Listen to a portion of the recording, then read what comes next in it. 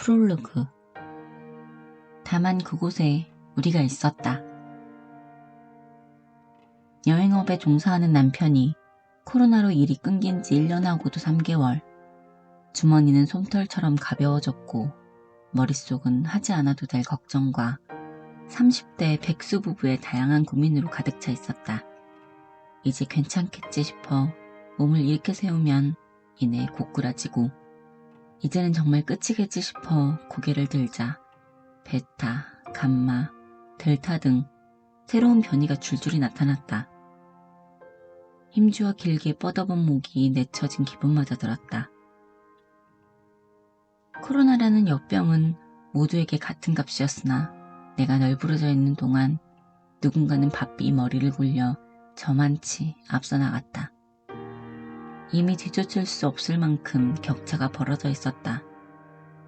이를 악물고 달려나가다 잠시 휘청거린 그 짧은 순간에 나는 다시 일어나 걸을 준비를 해야 했으나 쉽게 발걸음이 떨어지지 않았다. 사방이 내가 헐린 피로 얼룩져 있었고 나는 금방이라도 터져버릴 듯 울음을 머금고 있었다. 나 스스로뿐만 아니라 서로에게 부정적인 에너지를 뿜어내며 부부 사이에 아슬아슬 생채기를 내는 날도 잦아졌다. 일상은 언제쯤 되찾을 수 있을지, 그보다 우리는 무엇을 해야 할지 도무지 알 수가 없어 막막하기만 했다.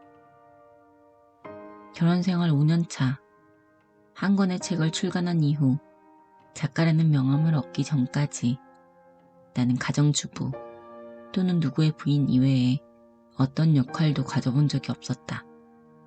남편이 벌어주는 돈으로 유럽에서 먹고 노는 좋은 팔자라는 타인의 말이 가슴에 박히기도 했다. 내 존재가 사라져버린 것 같은 자존감의 하락은 코로나 상황과 만나면서 걷잡을 수 없이 소용돌이치다가 나락으로 떨어졌다.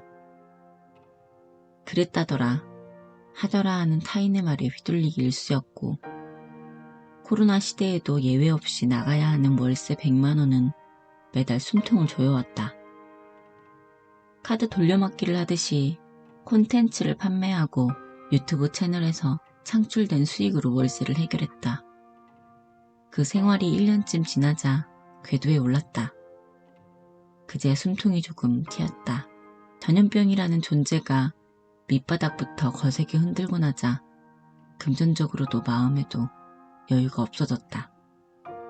숨기고 싶었던 타인과 나의 결함이 한둘씩 드러났다.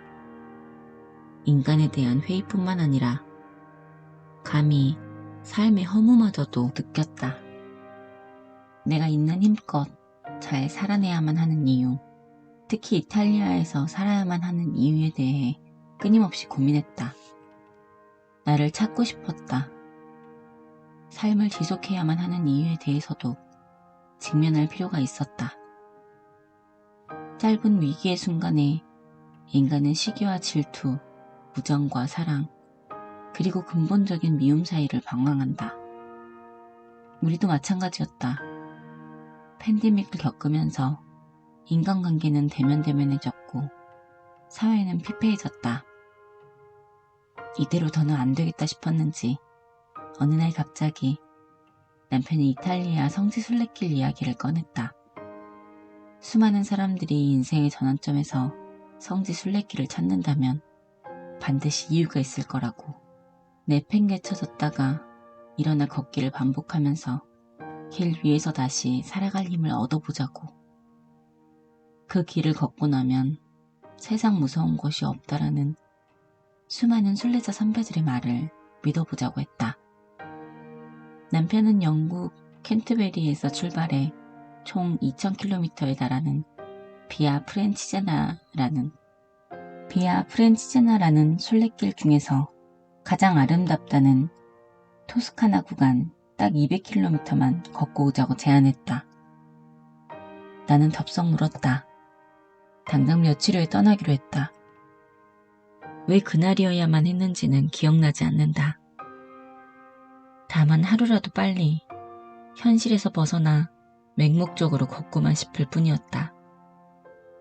걷기로 마음 먹고 난 뒤 제일 걱정되었던 건 전염병보다도 우리의 허약한 체력이었다.